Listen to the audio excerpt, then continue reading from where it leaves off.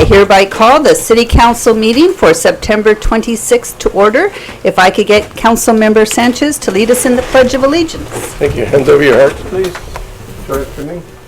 I pledge allegiance to the flag of the United States of America and to the republic for which it stands, one nation, under God, indivisible, with liberty and justice for all. Thank you very much. Roll call, Linda?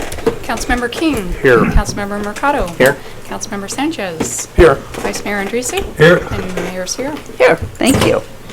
We have no reordering of the agenda tonight, sir? Not tonight. All righty. We move on to public comments. I have 2 speaker slips so far. This is our opportunity. Anybody who wants to get up and say anything about anything, whether it's on the agenda or not, we give you a whopping 3 minutes to speak your mind, complain, compliment. The time is for our audience. Our first speaker is a member of Buellton's Green Team, Diane Craig. Thank you. Welcome. Thank you. Council, I'm Diane Craig. I live at 258 Dairyland in Buellton, and I'm here because wireless pulsed digital radio frequency radiation began transmitting from the streets in our Meadow Ridge subdivision on or before August 30th. Transmissions also came from east of our home on or before September 4th. My 6 gigahertz device measured no RF radiation after September 4th, but a professional building biologist's measurements at our home on September 18th revealed high-frequency RF radiation at or below 10 gigahertz. The intensities were, according to the Building Biology Precautionary Guidelines for Sleeping Areas, SBM 2015, of severe concern in one bedroom and of extreme concern in another. Other measurements inside and outside our home were higher.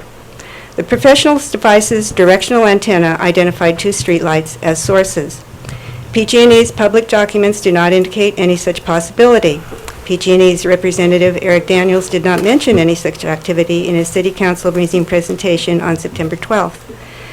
The measured high-frequency RF radiation is consistent with what's called a 5G grid. I am aware that PG&E's fire protection program includes making its grid, quote, more robust. I am concerned because in casual conversations, 3 Buellton residents report recent unusual fatigue. Unusual fatigue stopped my marathon training in its tracks in late August, early September 2011. That August, unknown to me, the grid at my former home changed and smart meters were activated. The first smart meters operated continuously, 24/7, with 12 to 14,000 pulse digital RF radiation transmissions. Originating 10 feet from and into our bedroom, I experienced a brain injury 20 months later. Sometime after my and others' injuries, I understand, utilities lowered the transmission's intensities and made them intermittent. I believe Buellton residents need to be informed promptly whenever changes in their environment occur so they and their doctors can consider such, should any unusual symptoms arise. Damage from RF radiation is cumulative. I brought a packet for each council member in the Planning Commission with 3 articles, all referenced on 5G basics, wireless health and environmental research, and legal concerns. I ask that the council read these and read them into the record. As the city is responsible for its citizens' welfare, I also ask the council to find a way for Buellton residents to report in confidence any unusual symptoms they may be experiencing until this matter is resolved. Since August 30th, my husband and I have experienced tinnitus, and other symptoms whenever we've stayed at home. Our symptoms improved whenever we stayed elsewhere. We've been affected after returning, and we feel we must now keep away. Please respond. Thank you. Thank you very much. Thank you, Diane. Okay. Our next public speaker, Nick DeCroce. DeCroce. Mr. DeCroce, please step up. Good Irish name. Good evening, Mayor Sierra and council members. My name is Nick DeCroce, and I'm a member of the We Watch organization in Solvang. I live in Solvang. I'm here to follow up on a letter we sent to your mayor and your public works director recommending that your city opt out of the new single-tunnel Delta conveyance project, which is an option that you have. There are four main reasons that we make this recommendation. Number one is the estimated cost of $11 billion to $14 billion for the project. Current estimate, no project description yet. So those are very soft estimates. Your city's share of that cost, if it were to be 11 to 14 billion, would be in the $3 million range to be passed directly to your ratepayers. Most importantly, there are numerous lesser cost alternatives for future water supply than a tunnel underneath the Bay Delta, and less expensive methods to mitigate for sea level rise, for earthquake damage, and for water quality degradation. Secondly, there are very questionable estimates on future water reliability being promulgated by the Department of Water Resources. For decades, annual reliability estimates have frequently not been made, but that's almost a given with California's significant annual variations in rainfall. What would you expect? Additionally, these questionable reliability estimates are based on major increases in surface storage, more dams and reservoirs in the state, which is not affordable and is not a practical 21st century solution. How can you possibly expect water reliability when statewide water allocation quantities are 5 times greater than is available in a typical California year? No way. These allocations equate to a lot of paper water. Third, a tunnel, no matter what size, will continue to aggravate endangered species and habitat conditions in the Delta. Taking more water out of the Delta cannot possibly help the fisheries or the habitat conditions. New tunnel intakes at the north end of the Delta will deprive the Delta of the high-quality Sacramento River water that currently flows and improves water quality in the Delta. Additionally, the loss of significant freshwater flows through the Delta will degrade the healthy Delta farming and recreational economies that are there. And lastly, our recommendation is partly due to past unreliability of the Department of Water Resources costs and reliability estimates. We all know that history. There's a lot of detail behind this recommendation in a whopping 3-minute presentation, and I'll be happy to answer any of your questions or meet with you in further discussions. Thank you. Terrific. Thank you very much, sir. Thank you. All righty.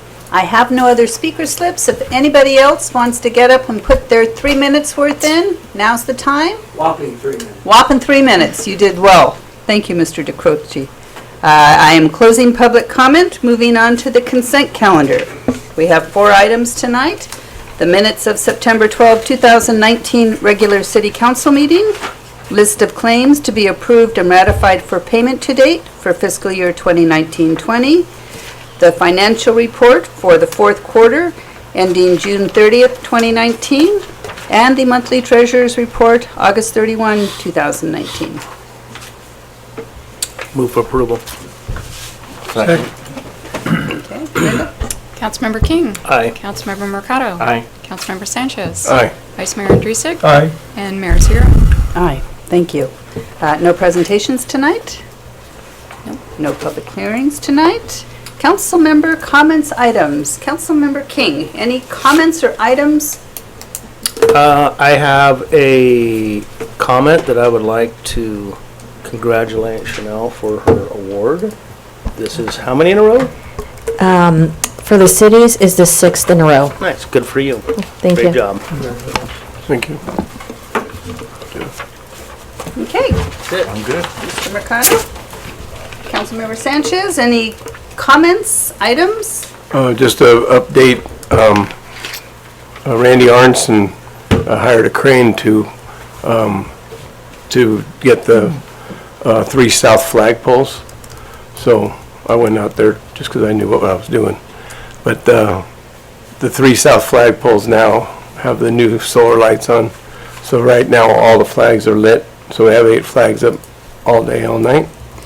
And he's still got some work to do with painting the flagpoles and that. But just he had with the cost of the crane, he just whipped them up and down without spending much time. The other one was laying down and taking time. So anyway, with just a little more progress, so it's still coming. And I just wanted to say I was happy that we've got 8 flags up all the time. And thank you very much for your efforts. Along My- with our Public Works, my you pleasure. were pretty important in that one. Thank you. Helped out. Vice Mayor? You know, I have to echo John's untiring dedication to the flags. And I, spoke about it last in public comment, my comment about perhaps a flag monitor or a flag representative for the city to go and work with the individuals who don't take the flag as seriously as many of the citizens would like us to. But John has, I think, opened the door to maybe revisiting the importance of presenting the flag appropriately throughout the city. And starting at the Avenue of Flags, I think we're being responsible and trendsetters, if you will. That's what we're known for. Yeah. Okay. Thank you, John. Thank you. I just had our streets, the repaving of the streets, resurfacing of the streets, they look really nice. I'm hoping that the lot at Park and Central will get cleaned up pretty soon. It's getting better, but it's still, If not today, then I think tomorrow it should be cleaned up, and I'll follow up and make sure that's taking place. thank you very much. I've had a couple of questions, not necessarily complaints, but questions. All righty. Are we doing anything for dust control there in the immediate future? When it ends up being all dirt, are we going to put some kind of surface cover or maybe different than dirt I'm right not now? certain what the plans are. I'll speak with the Public Works Director and find out what plans are for stabilization of that soil. Okay. Thank you, Graham. Carpet. All righty. Moving on to written communications. Do we have any?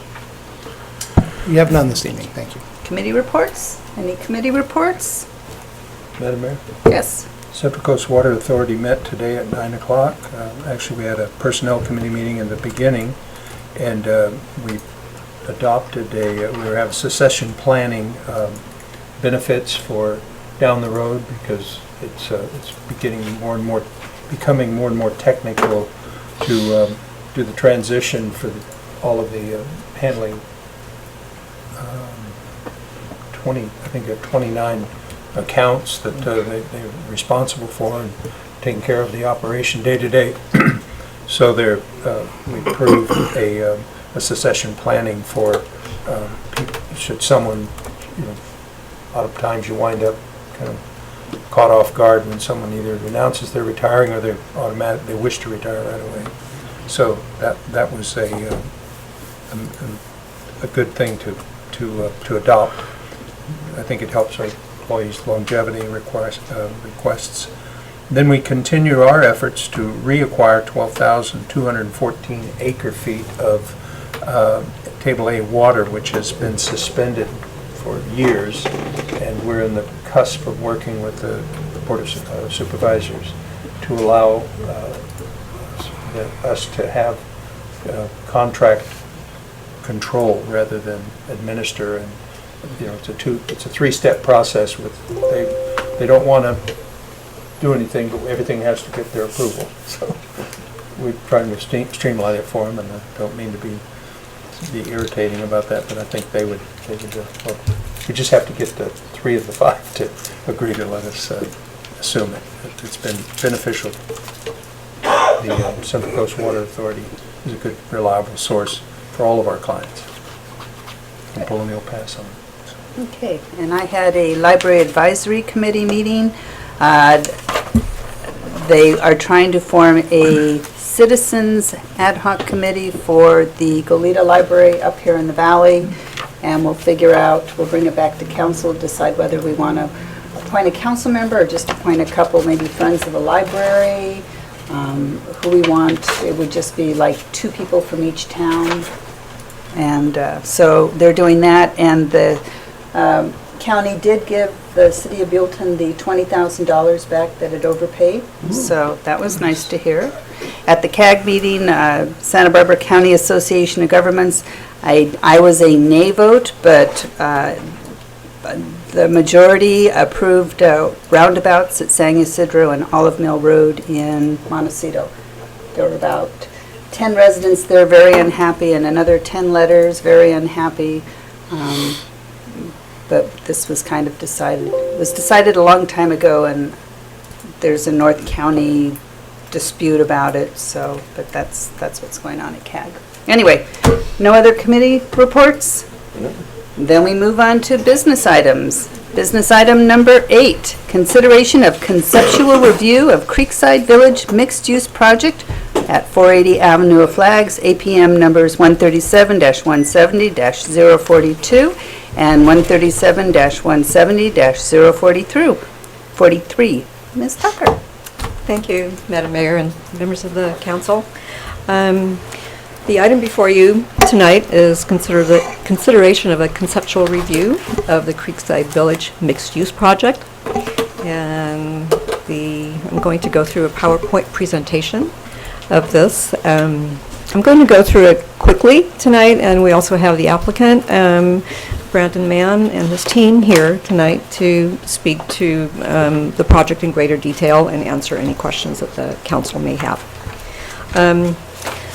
This project has been reviewed. It was reviewed on May 16th of 2019 by the Planning Commission as a concept review. And typical concept reviews, you go to the Planning Commission, but this project, because of its nature and it being the first one of its kind on the Avenue Flag specific plan and the type of entitlements that may potentially be involved, we thought that it was really important for the City Council to be able to weigh in on the project at the outset and provide the applicant with comments as they move forward in planning. And I can just quickly go through this. So the project is located on the southeast corner of 2nd Street and Avenue Flags. There are low-lying former motel that currently used as residential property right here. And this is the site of the Cameron building that was approved a little while ago for this corner as the Art Deco building, and this is the Avenue Heights apartments back here and Saca Creek. This just shows it a little bit more in context. This entire area is in the 100-year flood zone boundary, and measures have been taken by the applicant to address that. Saca Creek, as I mentioned, is back here. 50-foot setback is required for building structures from the top of creek. Public trail access will be required. The site is about 1.64 acres. The zoning and the land use on the property is currently within the Avenue Flag specific plan. The underlying zoning is general commercial, and as I mentioned, current use is multifamily residential. The project vision for this is a commercial and residential community to create a sense of place on the Avenue Flags. It's looked at to be a catalyst for future development. It is consistent with the Avenue Flag specific plan.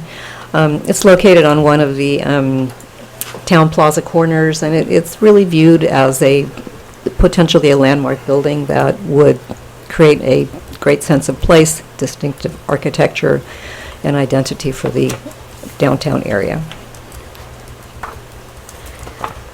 The project is a mixed-use project. The ground floor consists of approximately 12,000 square feet of commercial space. It's a mix of retail and live-work units. It's a courtyard building in compliance with the town plaza corner. It's oriented towards this corner. And it's also oriented to the Avenue Flags as a walkable and shoppable Main Street feature. The ground floor is house parking, which you will see in a moment on the site plan, and it represents a podium that supports 2 stories above. So second and third floors are residential uses, proposed 63 apartment units. It's a mix of 1-bedroom, 2-bedroom, and studio units. The density proposed is 38 units per acre, and under the Avenue Flag specific plan, we have the Development Opportunity Reserve Program, or DOR, as it's commonly referred to, and this allows for a range of 20 to 40 dwelling units per acre. So the project is within that range, and we'll talk a little bit later about the development incentives and the benefits that could potentially go along with this DOR request. The building height is 38 feet. Currently, the underlying commercial zone would allow 35 feet without any incentive. So this is not much higher, really, than what is currently allowed in the CR zone, and that's important to note. And also the DOR would allow a maximum of 50 feet, so it's considerably lower than what would be allowed and just slightly higher than what would be allowed in the underlying zone. Because of the existing residential use, there would be a 15% inclusionary housing requirement, especially because they are building residential uses on the site. So there would be a requirement to provide 10 affordable units on site. Relocation assistance would be provided to the existing 19 tenants, and there may be a potential inclusionary offset credit when determining replacing housing requirements as provided by our zoning code. As I mentioned, the DOR program, the potential incentives that we could be looking at here is the 15 dwelling units an acre is what the baseline zoning allows. As I mentioned, the 35-foot in height. The proposed project is requesting 38 dwelling units an acre for a total of 63 units, 38 feet in height. And I have gone through these. Whoops. We just popped back up, pushed the wrong button there. Thank you. Okay. So the project, as it's currently configured in this presentation here, requires 132 parking spaces. They are providing 112 parking spaces, and they're 20 spaces short in the layout that we're looking at on this presentation. So the provision for potential off-site parking to accommodate these 20 spaces is another item that could be accommodated under the DOR program.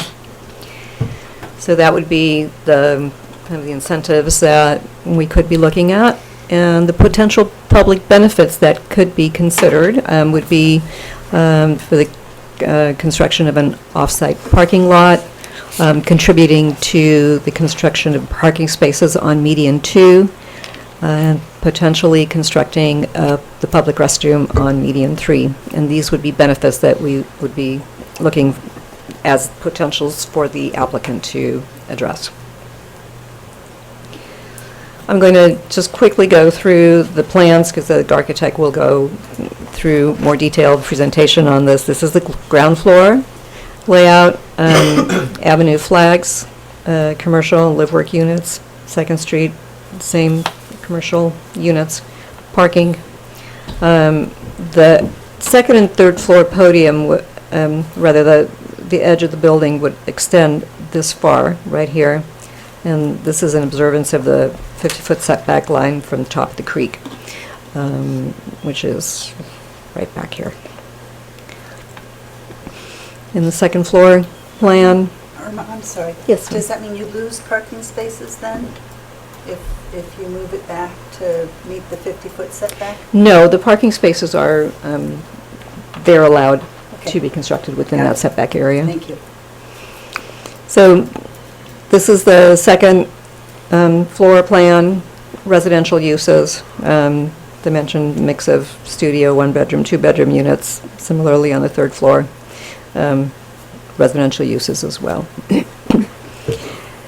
unit plans, and if there's any questions on these, the architect is here to address any questions that you may have on these.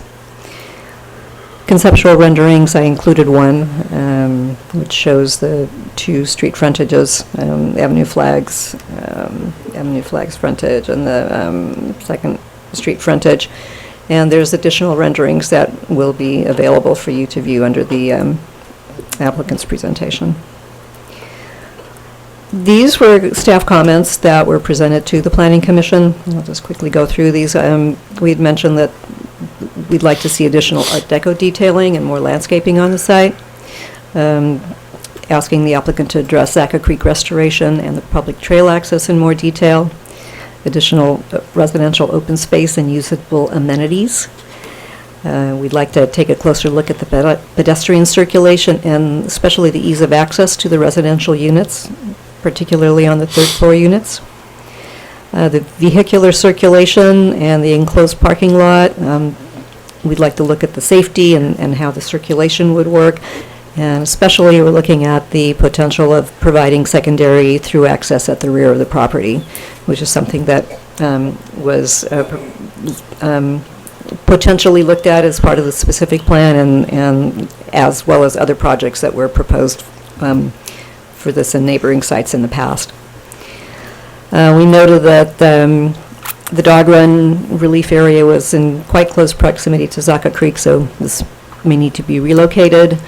And there's also a sewer main line that is currently running underneath the property, which would need to be relocated if the building footprint is to remain as currently proposed by the applicant.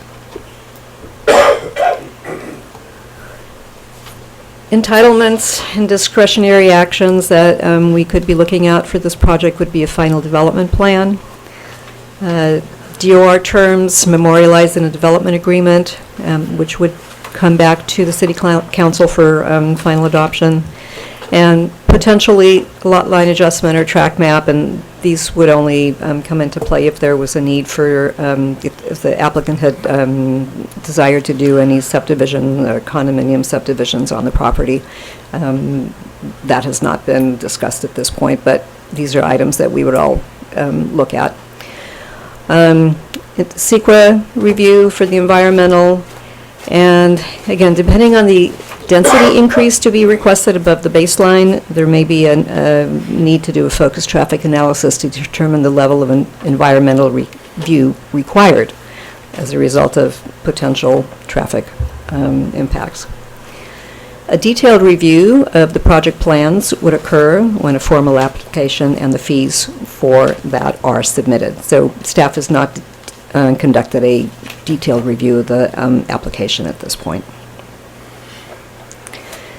Planning Commission comments. Questions asked by the Planning Commission. Will a trail be provided along the along Zaca Creek? Yes. Will a secondary through access at the rear be provided? Yes. And apparently the applicant has discussed this with the adjacent property owner, and they can speak to that a little bit in detail too.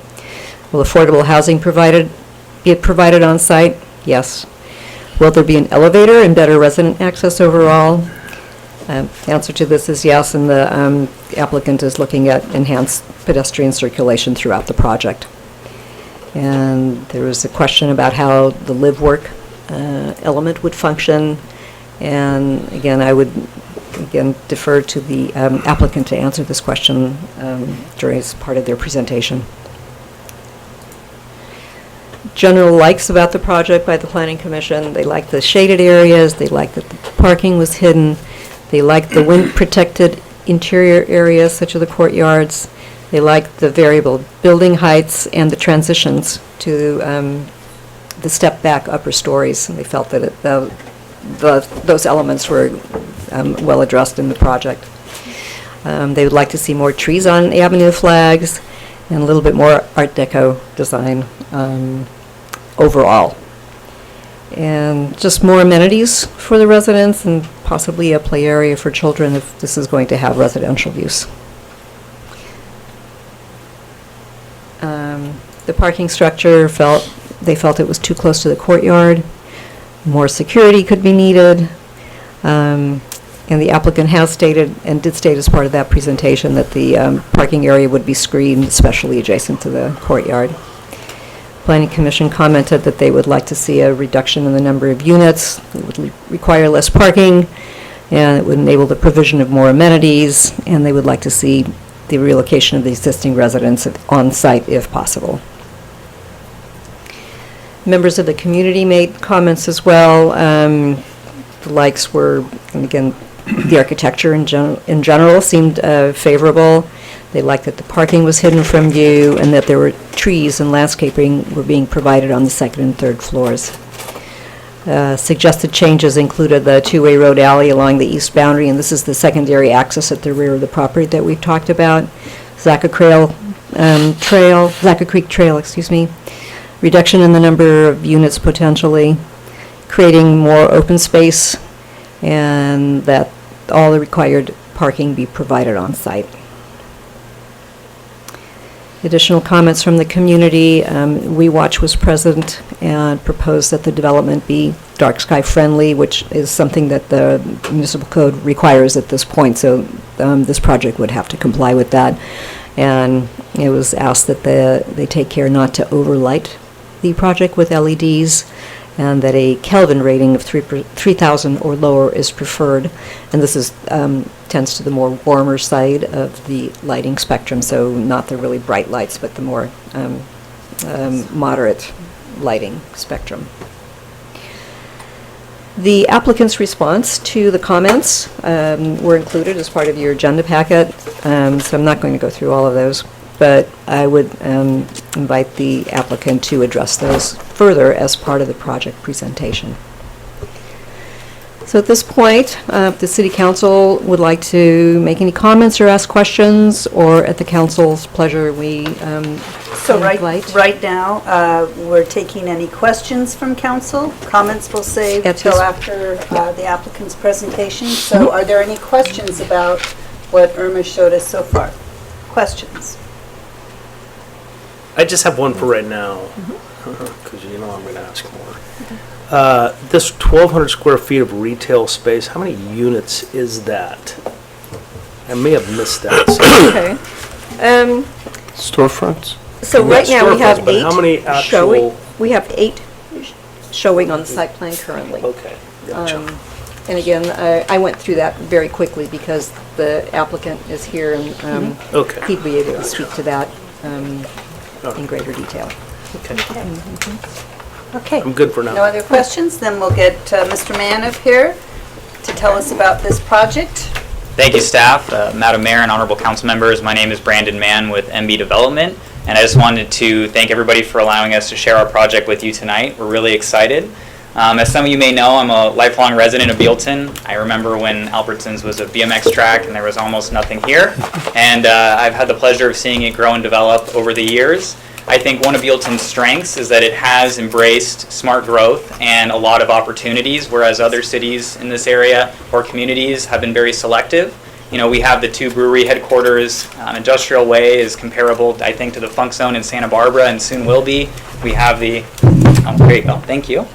You know, we have the new townhome development, shopping center, the wonderful parks and single-family homes. I think the only thing Buellton is missing to be that last key to the puzzle is the redevelopment of Avenue of Flags. And I share the specific plan's vision of redeveloping Avenue of Flags into creating, you know, one of the most sought-after downtown walkable main streets on the Central Coast and in Southern California. I think it can rival Higuera Street in San Luis Obispo and State Street 10, 15 years ago. And currently, Buellton is a pass-through city, but I would love to see everybody come and stay here, shop, walk, bike, eat, and live on Avenue of the Flags and enjoy all the amenities that are here in Buellton and the surrounding communities. So I'm excited to put forth my project for you tonight and get your comments. I think that to make this happen, it's definitely going to require an ambitious project, and I know my project is ambitious. I think it's going to require a lot of faith from a developer, the community, council, planning commission, and staff. And when I've talked about my vision and project to my fellow developers or other people in my industry, they tell me that you know, Buellton's not ready for a project like this, or Buellton can't handle a project like this, or wait 10, 15 years and then try a project like this. But I really disagree. I've talked to a lot of the local people in Buellton, and being a resident myself, and talking to a lot of business owners, I think Buellton is ready for a redeveloped Avenue of Flags and to create a destination that everybody is proud of here. So that's what we're trying to accomplish through this process, and we're looking forward to submitting our entitlement package in the coming months. I do have myself here, my business partner Walid El Bayar, architect Michael Holliday. Michael is working on the Buellton Hub and Network projects down on Industrial Way. He also is doing the Buellton Live Oaks Lane project. He did the Lansby in Solvang and is redoing Maddie's Tavern. And he has a presentation with more architecture, and he can walk you through the design. And to Irma's comments about the Planning Commission, and I alluded to it in my letter in response, we have taken a lot of thought from this initial conceptual plan and are starting to think about how we can evolve this project into a better site plan and a better overall and efficient project. And so as we go through the plan, I can talk about some of those things. Some of the key ones are we've reduced the overall size of the project. We've rearranged the units on the top floor to provide more amenity space. Actually, there's 2 large amenity spaces. We've added a wine deck and overlook to the project currently, and we're thinking of better circulation, multiple elevators, and moving that dog run relief area away from the creek. So with that said, I'll let Michael come up and go through the project.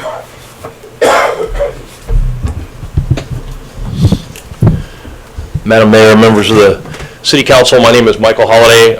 I'm the architect for the project with DMHA Architects. We've been practicing here in Santa Barbara for 30 years and real excited to be seeing some real progress up here in the valley. And I think part of the problem that Santa Barbara is experiencing right now is they didn't provide the housing that's needed in the downtown core for a robust downtown area. The bottom one. No, the bottom of your index finger. Okay, oh, there you go, great. I'm not going to cover too much of this. It was already covered with Irma and Andrea, and by the way, planning staff's been very cooperative and very helpful, kind of a breath of fresh air for us as architects trying to get things done efficiently and effectively, so they've done a great job. You're already familiar with where the project site is. So which one of these buttons we push here?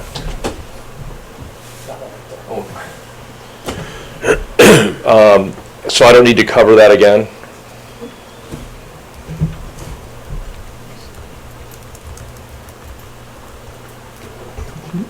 So I was pressing the forward arrow to the right. Which had it? I hate when that happens.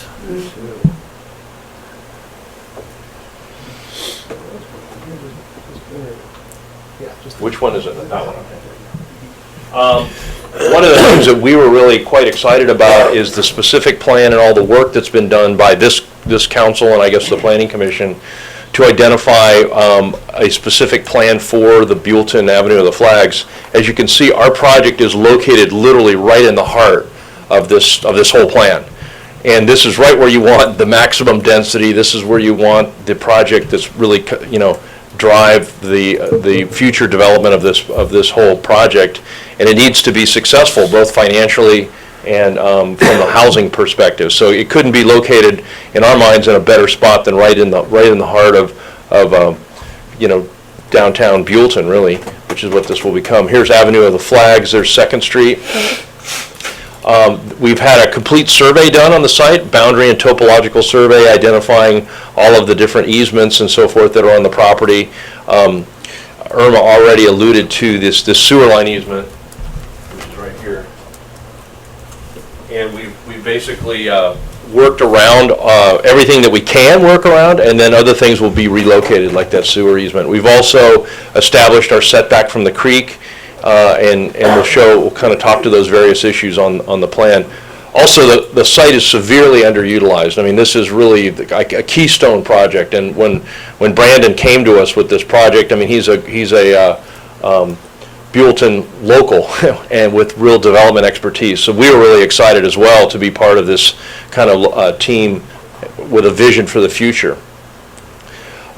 These were the concept level plans. I look at these now, we've developed this so much further than where we were when we presented back in May, but this is the plans that we presented to Planning Commission, and we had to present to you guys the same presentation. So you're getting to see what they saw back in May. That 50-foot setback line runs along the creek, right along the back here, and is fairly well defined. The other elements, the dog run and the landscape area and the Riverwalk were not yet on this plan, so we've actually incorporated all of that in our current submittal. We wrapped the parking along the backside of the project and continued along Avenue of the Flags with the ground floor commercial. This is exactly the way you do it. I just got back from spending a week in Copenhagen, and I couldn't believe how well it worked when you've got all this residential right above the ground floor spaces. That's the only places we ate were right below us. We didn't really need to go anywhere. So the question about what's the sizes or how many of these, we're open to whatever the market drives. There could be 8 to 10. The 12,000 square feet plus or minus we're looking at about 1,000 square foot retail tenants, maybe 1,500. So there'll be 8 to 10 different retail entities in there, and they could be restaurant. We'll talk a little bit about the live work, which we decided not to pursue as an option. If somebody wanted to live above and work below, that's fine, but we're not going to link those two things together. It's about 12,000 in this proposal, 12,357 square feet of commercial and 112 parking spaces. The 20 off-site parking spaces is something that we need to mitigate. So we've put as much parking as we could reasonably on the site, and then the others are going to have to be located in an off-site location. We did a whole analysis based on the most desirable mix for the city of Buellton, and we came up with this percentage breakdown with the one-bedroom units, the studio units, and the two-bedroom units. And we're also opening up the corner of the project out onto the intersection there of Avenue of the Flags and 2nd Street. This has gotten so much better since this plan, but we've essentially incorporated the comments that we received from Planning Commission. But as you can see, we're trying to create kind of a rambling, almost Mediterranean village up on the 2nd floor, and kind of a park-like setting that would be for the use of the residents only. Up on the 3rd level, and this was our first concept, this has actually gotten dramatically improved. We had a series of small spaces and, connected by elevated walkways, which you've got to be able to access all of those units. So we're really trying to achieve the density that's required to make this project pencil. And that is a key factor right now, as you guys are probably reading in the headlines. The costs of construction have gone up, in the last few years, 20-25%. And so achieving the density that allows this project to move forward is really important to the developer, and it really needs to be successful for the first landmark project that we're trying to do here on Avenue of the Flags. You can see we've incorporated some barbecue areas, some outdoor open spaces, circulation where we thought it was going to be required, and then looked at the kind of stepping the buildings back from both 2nd Street and Avenue of the Flags. These are some typical unit plans. We're doing a number of these projects. We probably got about 10 or 12 large projects like that we're doing in the office right now. These are nice, efficient, and sort of affordable by design unit sizes.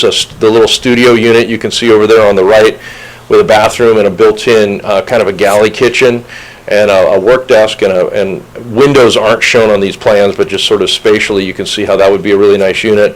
Also, the use of Murphy beds is what we're using now, where that would fold up into like a couch type thing and be a really usable space. The one bedrooms are similar, but with a fully functional bedroom and a closet and a nice generous space for a one bedroom unit. And then the two bedrooms are a little bit bigger as well and show some reasonable growth. Primarily, the market shows workforce housing would be the primary demand. So we're expecting some children, but not lots of families. I mean, that would be kind of in other communities. This is really for workers that want to be in the heart of the community and live here. We did a series of studies regarding the inspirational imagery and the Art Deco style. This is what's in the City of Buellton specific plan.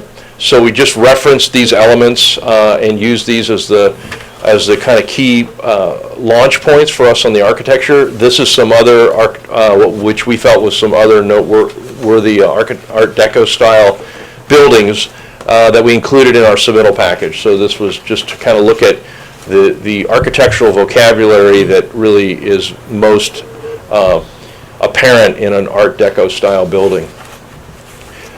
These are our first sort of pass at architectural elevations, and we kind of, since you guys are using a form-based code vocabulary, we looked at two different options, and we've since simplified this down to one option. This is the 2nd Street elevation, which would be the North Street elevation, and you're able to either use a horizontal format or a vertical format. So on this elevation, we kind of used a horizontal format and showed how you'd have a ground floor commercial use and how the units would go up to a 2nd floor residential and then a 3rd floor residential with decks above that. With the break in the center, that would be kind of the entrance to the project. This was kind of a zoom in on that front element just to sort of show how that piece of the project may relate more to Avenue of the Flags. This was the study that we did on Avenue of the Flags, and again, this was just to test the waters to see what the Planning Commission and City Council and what you guys are most interested in, and this is what they really liked, the verticality of this elevation. So this is we're just trying to show how you can have ground floor commercial entries with individual retail entries or restaurants or whatever the new users would be, 2nd floor balconies up in the 2nd level, and then 3rd floor balconies that look down over that. So, we're exploring the mass, bulk, and scale of the project, the detailing, keeping it simple, and yet giving it a certain elegance and we think a prominence on Avenue of the Flags, which is really important. And then on the corner there, you can see how we've identified the open area for pedestrian use and circulation, and we really want to see that corner notch there become sort of a gateway into the project. These are just some parapet heights to show how the 1st floor we're just barely over the 35 feet. The reason that's important is to make these units as livable as possible. We're trying to get as much ceiling height in these units as we can, and yet keep them as low as we have to meet the cost criteria. Every time you make that building another foot higher, it gets more expensive. So we think we've achieved a reasonable balance here, and it's just over the 35 feet, but way below the 50-foot allowable for this area. And I can come back and answer any questions regarding all of these issues if you've got any. We put together a matrix of which was included in our project submittal for concept level review, kind of identifying the retail, the amenity components, the corridor, circulation. This has all been updated and refined, and we've added a significant amount of amenities in the new plan that we're working on right now, but it just kind of gives you an overview of the project. This talks about the mix of the units. We're under the maximum allowable density of 65 units, but just barely. This was 63 units. We had the 91 parking spaces required for the residential and 41 for the retail, so it was 132 parking spaces overall for the project.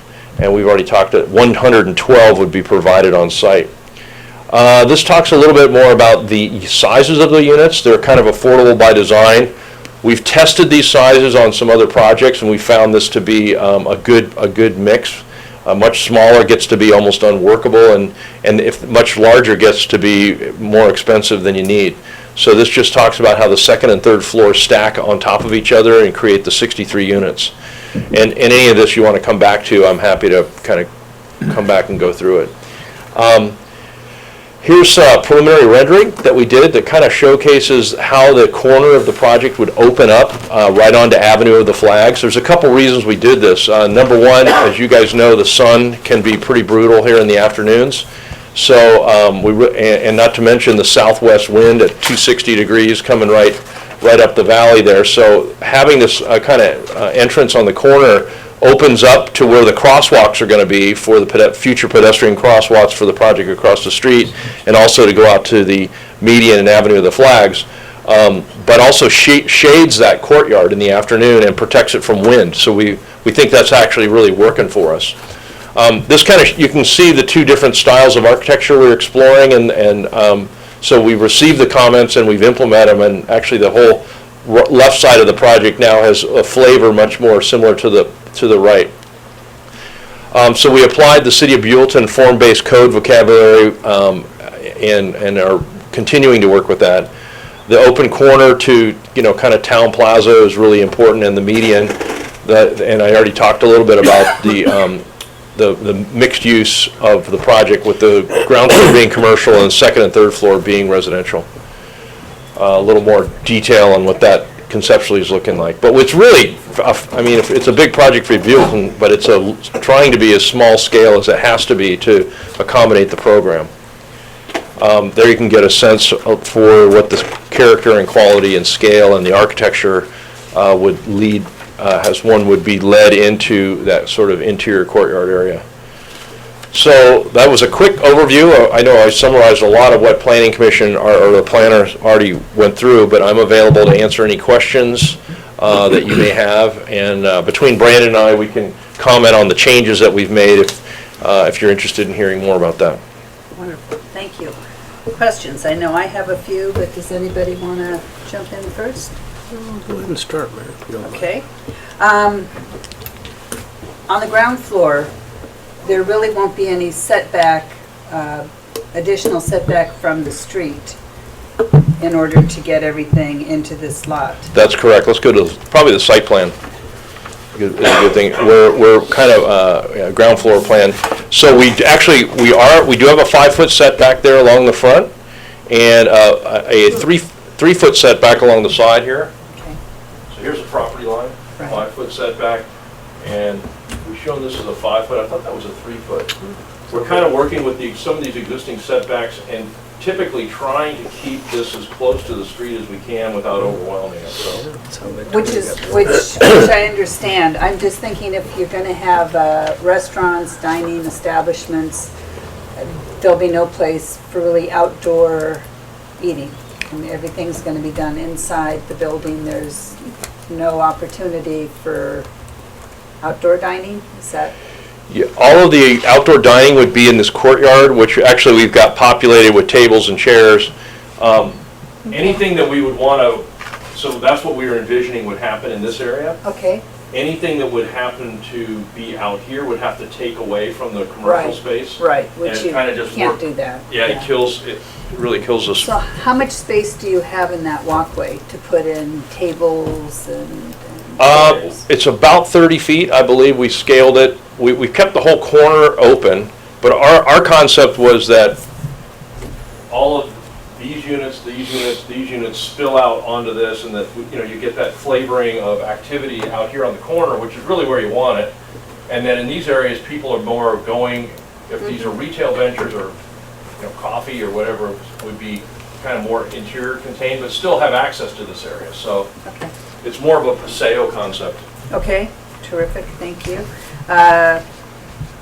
Where you have the circulation on the second and third floor, that's the stairways, is that, or the elevator or stairways, is that, I'm agreeing with this. That's correct. The dark areas there, we got circulation is shown by kind of the red areas. Right. On the back, in the middle, and over there on the side. And actually in the new plan, they're more well-defined, but we have elevators and stairways in those key areas, which seem to be the most functional places that people would want to walk into the project.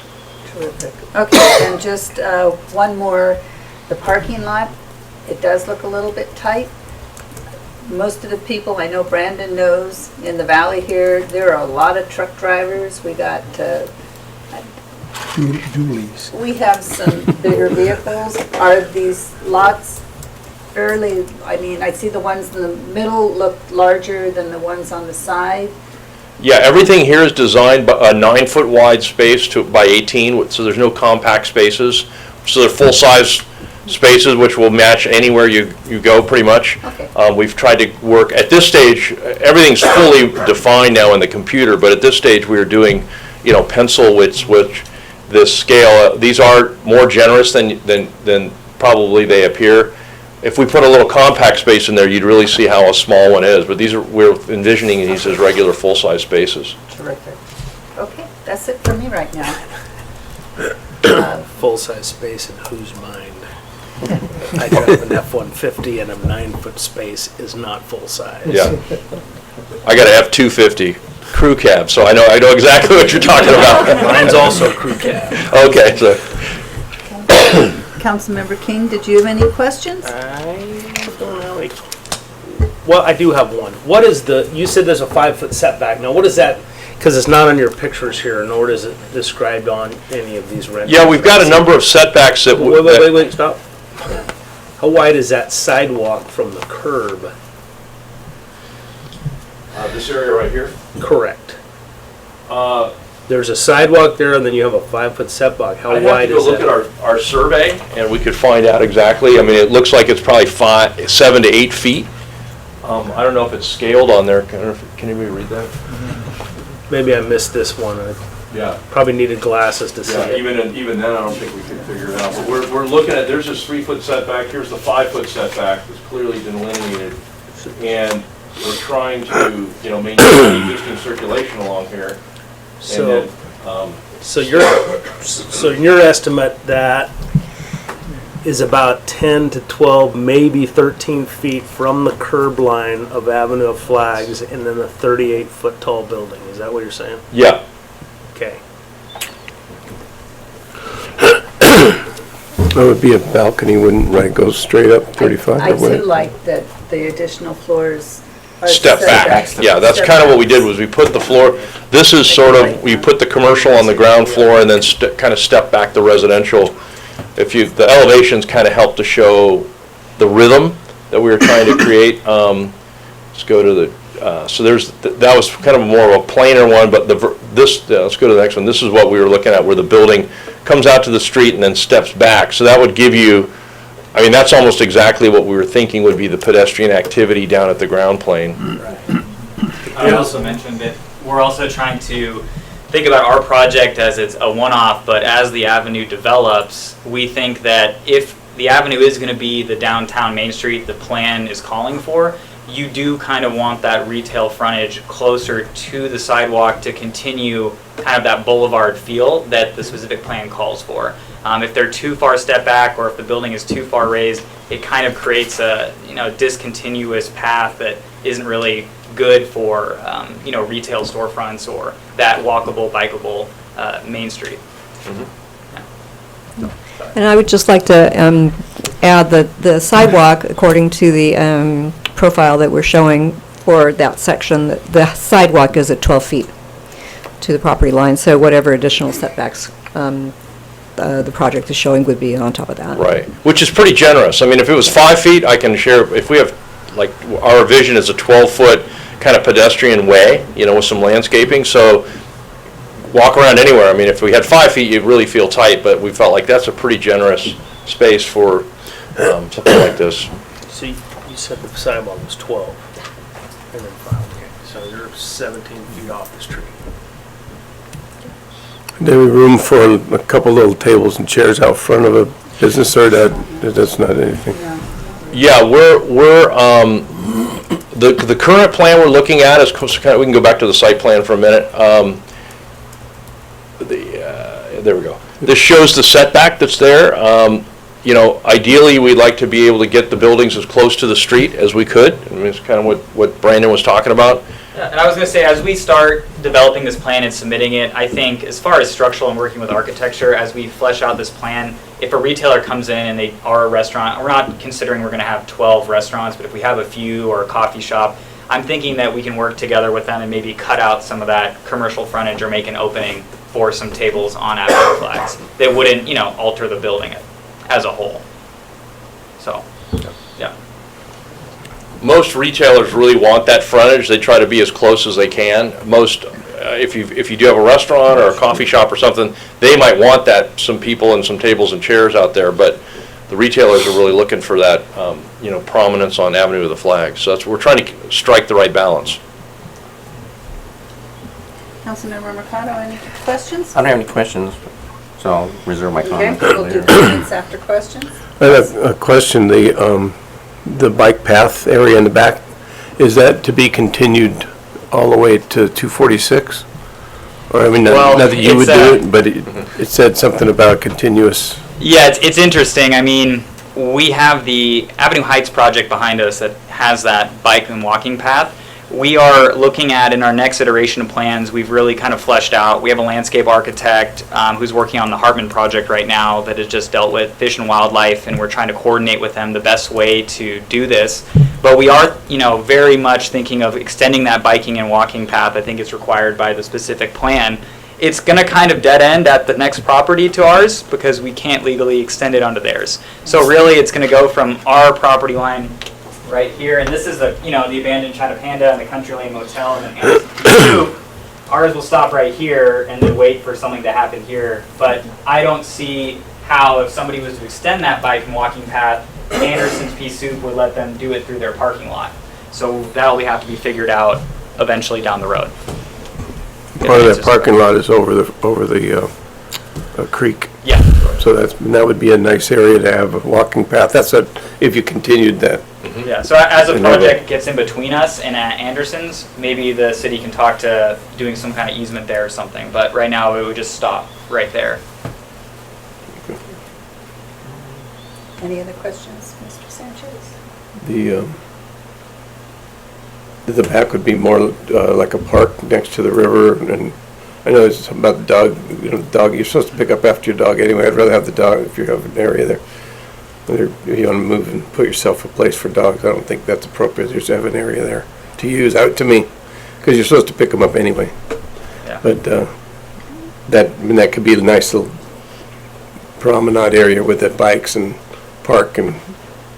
Yeah, we're thinking We're of putting a lot of green space back there, and a vision of mine would be to eventually, as the retailers behind us in that little cul-de-sac, I know there's maybe a wine tasting room. There's they have karaoke on Thursdays. We would like to have maybe a little bridge that goes across in the future or something, but we'll kind of do it one step at a time. Vice Mayor Andrusik, questions? No, ma'am. It's not a question, but I think a comment that I've heard that I'd like to say, let's kind of stick closer to 38 feet versus this 50-foot idea. Your skyline slide that you have is wonderful to see, and I think we've been criticized for allowing the height to impact, because you're using all the dirt area. And I'm really pleased with your the skyscape that you're creating, and there's going to be a lot of walkability. And all the questions we had about sitting areas, the avenue is going to have an island, and it's right off the curb, not very far from your place. And I really think that Parks and Rec, or the city, perhaps could get capitalize on that for the good of the whole project and the community. Yeah, and we agree. I think when we were originally talking about this, there's many ways to fit a project like this on this site. And one of the concepts was thrown out that it could have been 4 stories, but I told them, as somebody who grew up here and lived in Buellton, I can never see a 4-story building going on Avenue of Flags. So we tried to keep it as, that's why it's kind of elongated, but at least it's stepped back and it's under 40 feet. So. Well, and let's go to one of the other slides with the whole rendering. It's very important. Yeah, I think it's the overall. Maybe it might be after this. The Metropolitan. Yeah, it's kind of perspective. Yeah, I think so. Yeah, there you go. So it's really important that we create a presence. I mean, what we're trying to do is get a jumpstart project on this on Avenue of the Flag. So it's critically important that we get the density on there, and we build a project that actually brings a certain presence, because we're hopeful that this will be the first of many projects that help to really develop that whole corridor. So if you start moving things too far back or losing that, you lose the impact of what we think this project is going to bring. And then the residential uses upstairs bring the commercial market for the downstairs. So that's why that balance, the mixed use, is so important. That area, that corner there, I don't know if it's feasible to have like a deck, maybe a part of a dining cafe above ground, and also be a more of a kind of a stage for the corner, the intersection. Yeah, so in our most recent plan, we've eliminated these 2 units up here, and actually we've talked about putting on that corner so they overlooks all of the avenue and median 4 and 3. kind of a clubhouse or an amenity space that the residents can use if they want to have meetings with, open ceilings or windows. And then on top of that, where that, that one corner right here would be an open to the air wine deck up there and a viewing area. So that's what our next iteration of plan is looking at. And then also, right where those two little people are, we're proposing a large oak tree, because the shade out there is really important, but also that could become like a backdrop for outdoor acoustic artists or whatever, so it really activates that area there. So, and the tree would be significant to, have a big trunk. You don't want to block the views of any of the ground floor, businesses there, but that's what we're thinking is kind of how do we address that corner. And that's, we have the same concerns you do, that people want to sit there and it becomes almost like a performance type venue. Pretty Quick prominent. question. Your secondary exit, I don't see it on the plan, So if you can go back to the original site plan. We wanted to keep it consistent and show the same plan that we submitted to the Planning Commission in May. This is our first conceptual. We have, done many more iterations of it. In the new plan, all of these parking spots are removed and there is a two-way access. Although it does stop at the neighbor's property, but it is there. If there are no more questions here, I'll open it up to the audience. Don't know if anybody in the audience has a question or a comment before we bring it back to council? No? Nobody? Well, thank you for your time. Okay. Gentlemen, any comments? I like the concept. I like the fact that on your second stories and some of this changes. If you go down to ESPN Center in LA, where the Lakers play, a lot of those hotels now are having the open decks. So you sit out there, you see what's happening, and you have hors d'oeuvres, some wine, So it creates a little atmosphere to where people want to hang out and be part of. So I like that concept, and I think the only big issue that I would have is I do like to see a little bit more landscape. I think more trees. It calms it down, even though it's going to be on the Avenue flags. The more greenery, the better. That would be my comment. Thank you. Any comments? I do. Well, I did not go to the meeting for the Planning Commission, but I think as far as residential goes, this is a little ambitious, and I'm sure the planning saw that. I think this is a slippery slope that could lead down to the dark side of the force. Is that once we start allowing people to go over and above what our current zoning is for 25 units per, then the next guy that comes along and says, well, you let that last guy do it, well, I'm going to do it too. And then the next guy doesn't say, well, I want to do it too. And I know that Avenue of Flags specific plan will allow for this. But I don't know of how many of you have lived in Los Angeles. In the 1980s, I lived in Los Angeles. Were you in Los Angeles in the 80s? No. No. Okay. So I watched between 1984 and the greedy 80s to where Calabasas, Agora Hills, Westlake Village, Thousand Oaks, Warner Center all developed like crazy. So the traffic went from couple-hour commute in the morning and the afternoon to non-stop, constant stop-and-go traffic because they overdeveloped a small space. So my concern with this is that you can say, okay, our requirement is 91 cars for 63 residential units. Come on, really? Use your common sense. There's 2 people per unit, and then if you have high school kids or roommates, you're realistically talking about 120 or 125 cars just for the residential.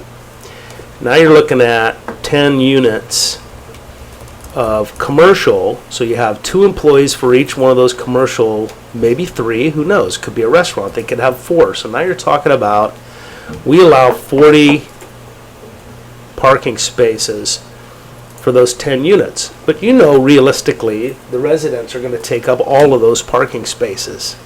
I mean, here I reference it again. Go to Santa Monica. Welcome to Santa Monica, no parking. Now we're going to go, welcome to Buellton, no parking.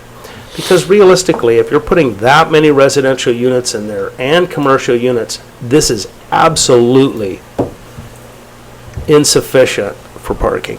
they're gonna park on Avenue of Flags, without doubt. Or a new parking lot.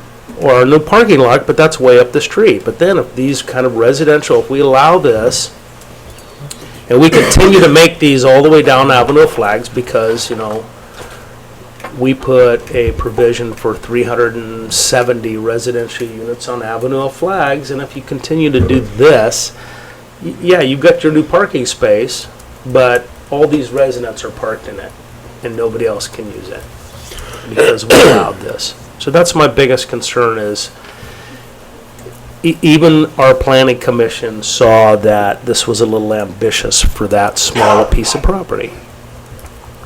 And that's, you know, just my direction. Councilmember Sanchez, comments?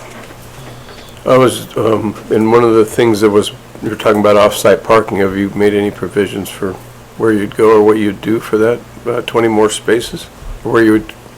Well, that's part of the, and I don't know if I can come back up, but that's part of the development opportunity reserve we'll discuss when we submit our plan with council and staff. And I think as far as the parking, I definitely hear you, Councilmember King. I think if you look at the Avenue Heights building that is, again, 63 units, I've driven by there many times, and most times there's ample extra parking available on that spot. And I think the Buellton parking code is pretty stringent as it is, and I'm hoping that with the traffic study and everything else that's done, we'll be able to, you know, accommodate everybody's wishes and thoughts about parking. I don't want it to be a stop and go either, and I think that the specific plan also has a limit in there for a reason, and I think it was planned out well, but we'll see, and we'll do extra studies to make sure that that can be addressed. Well, while you're up there, you said that you've driven by there. Have you driven by there at night when everybody's at home? He has to drive down it to get home. That unit right there on Avenue of Flags, the apartments, is the one you're talking about? Okay.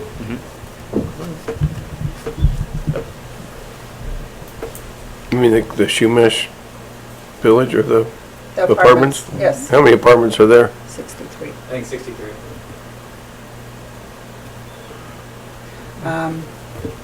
Any more comments? No.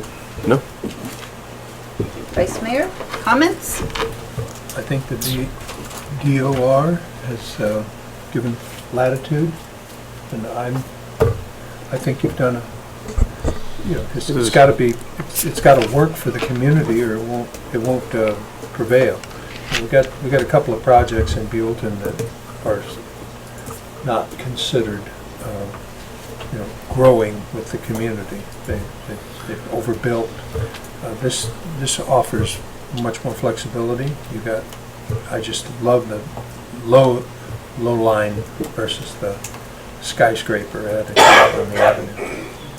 And did I understand you're considering taking 2 of the apartment units out of the 63 to make them? We're able to keep the density, but just rearrange. So our new plan is Okay, so you still have the 63, you just will be able to provide more amenities. Yes. There'd be some 2-story business, I'm sorry to interrupt. Go ahead. So you'd have some 2-story businesses? No, it's just we allowed for a amenity space for the residents. They want to have a conference or a meeting, and then a wine deck on top. The wine, how would you get to the wine deck? The wine deck is You gotta live there. Is that for, you gotta live there and go to the wine deck? You gotta live there. We can open it up. Well, that's how I was thinking, part of it would be open to the pub, the businesses. Private Would events. have You could be invited. I appreciate that you really studied the Avenue-specific plan, that this project fits into the Avenue-specific plan. I appreciate the step backs on the upper levels so that it's not all in your face, that it actually kind of looks, I think it looks more inviting that way. I like the entrance on the corner. I do hope that there's room for tables and for that whole outdoor vibe, because we really don't have that in this town so much, especially downtown, and it would be really, really nice to have. I appreciate that you've listened to everybody and that you're continually tweaking it to make it fit into our community. I think it's going to be nice. So, Madam Mayor, I have one more thing, and I Certainly. I can appreciate your enthusiasm, and I know I sound a little snarky, but one of my biggest pet peeves is going someplace and having to wait for somebody to pull out to be able to pull in. So I have lived in Los Angeles. I lived there for 11 years, and it is just mind-numbing to always have to drive around, find some place to park. So, this is a very ambitious project, and I appreciate you bringing this to our town. You know, you say you grew up here. It's just, maybe if you can just look at it and sharpen your pencil a little bit and go, hey, you know, can we still make a profit and not put so many in? I mean, that's going to be for these guys and you to look at and say, hey, how can we facilitate this without inconveniencing everybody else? We hear you. Okay. With our urban growth boundaries, Well- Buellton's got to fill in. You know, there is certainly a need for apartments in this town. I And guess- believe the Chumash apartments are for the most part sold out. Maybe there's one or two openings, but as soon as they vacate, somebody else steps in. So I really do see a need. I see a need for it in this community. I also do, but you know, since you're on that subject, the irony is that they use pictures of Santa Monica to scare people into voting for that urban I'm growth boundary. Very much I had another aware. question. And in this plan right here, is there any public parking in that, or is part of that for public parking, or is it completely unit parking? It's all for the residents and the commercial. Okay. So there'll be no tourists coming? Well, there's parking for all the retail, 41 spaces for anybody that's shopping and utilizing. That'd be marked, or so that'd be separate part of that? Not, because you guys, I mean, maybe I'll make a few comments. And I share, we have an office down in Los Angeles, so I'm down there, I know what you're talking about. You gotta look at thousands of these projects is what has led to that cumulative effect. And this is one project, so the thing that we're trying to say is that part of that wisdom that you get is, hey, we did this then, now we don't want to make those mistakes. From a development perspective, this just doesn't pencil, there is no project, this doesn't happen. So that's, you know, a lot of times these projects got killed before they even got off the ground. So we're trying to strike a delicate balance, and we totally hear you on that. The issues that we're trying to do with this is keep the affordability low, because that's one of the things people don't realize, that when you reduce the unit counts, it increases the price of every other unit, or to the point that it doesn't happen. So part of what we've tried to do here is to keep a reasonable balance. I mean, that's a lot of parking. We think this is over-parked for Santa Barbara. Santa Barbara doesn't, you know, this is much more, Buellton's got a parking-intensive code if you compare it to other places. There's more parking required with this specific plan than there would be in other communities that are going more, you know, that was before Uber was around, that was before all these other, a lot of people don't have cars like they used to. And so that's kind of what's driven this, but I guess my point was we tried to meet and stay within your specific code. We're following that code. We're not going over it, we're trying to stay within it. And then we'll you know, we're confident we can design some great architecture, but I just wanted to let everybody know that when you take those units out, it really pushes the feasibility of this project to the point of it doesn't exist. And so that's what we're trying to keep here. I'm speaking on behalf of the developers and you guys that are, I mean, you got young buck guys that want to make a difference. They grew up in this town. They've got a big city vision with a small little town, and we want to do one project and do it right. We're not doing 50 projects, which would create that project there. We're trying to get one. So that's kind of the thinking, and we'll learn something, you know, and I'm here, I've been here 30 years in this community too, so we understand your concern. But part of the problem Santa Barbara's dealing with right now, they didn't put the housing in dense enough downtown, so they're tearing down a lot of this stuff that was didn't work. So I just wanted to kind of throw that out for city council. You guys are the ones that shape this community, and you try to make the best decisions that you can. If we don't get something like this off the ground, then it just doesn't happen. So we're trying to make it work for these guys. Thank you. Wonderful. Thank you very much. Thank you for the comment.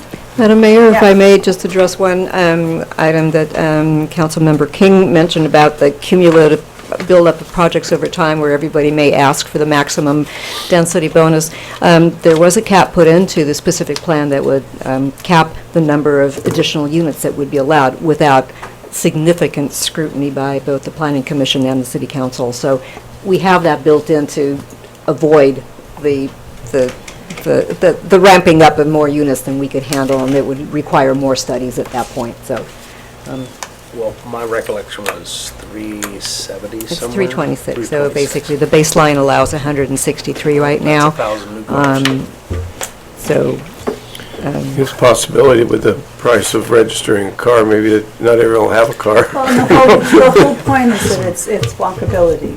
Yeah. You should be able, if you are able to walk to work, or eat, that maybe you don't need 2 cars, maybe 1 car is enough. Anyway. Thank you very much for the presentation, truly appreciate it. We appreciate you listening to comments and questions, answering questions. So, that was a presentation, consideration. We're going to move on to review and direction to staff regarding Avenue of Flags Medium 2 Design Plan, 65% drawings. Ms. Kiefer.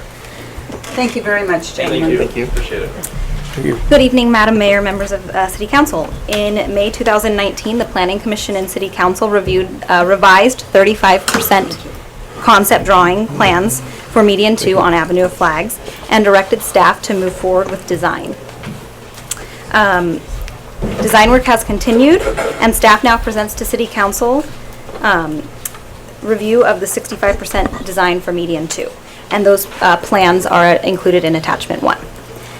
Key points for this design phase include substantially more landscaping within and throughout the site, relocation of parking to the interior of the median, addition of a pedestrian path down the center of the parking area, and a tabled mid-block crossings for the median across northbound and southbound lanes. This design phase also flushes out electrical grading, retaining wall, drainage, and ADA conditions that may affect the site layout. Attachment 2 provides a closer look at the tabled mid-block crosswalks. And as a final note, a receiving ADA ramp will need to be installed on the median, as there are no existing sidewalks currently.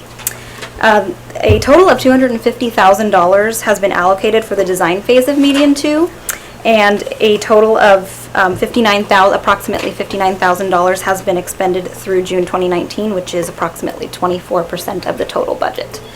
The recommendation tonight is that the City Council review the draft plans and provide staff with additional direction as necessary to move forward toward completion of the design plans. And Kent Yankee from M&S Engineers is here to present those plans to you and answer any questions that you might have on it. Terrific. First of all, any questions for Andrea? No?